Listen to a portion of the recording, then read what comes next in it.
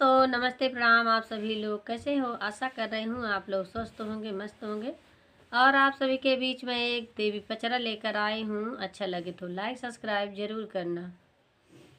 नदिया किनारवा दुलहे घोड़ावा दौरावई हो मंदिरवा बिचवना, हो मंदिरवा बिचवना।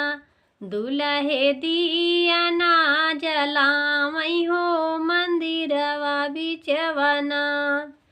आपने मंदिरवा से बोला शीतला मैया हो लावटी जा दुलहेना, हो लावटी जा दुलहेना।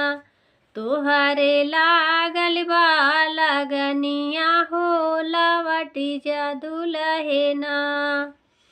नादिया किनारवा दुलहे घोड़ावा दौरावई हो मंदिरवा बिचवना, हो मंदिरवा बिचवना। दुलहे दिया ना जलावई हो मंदिरवा बिचवना। आपने मंदिरवा से बोलै दुर्गा मैया हो लावटी जा दुलहेना, हो लावटी जा दुलहेना।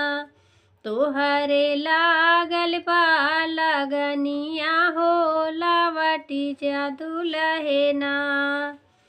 नादिया किनारवा दुलहे दी घोड़ावा दौरावई हो मंदिरवा बिचवना। दुलहे दिया ना जलावई हो मंदिरवा बिचवना।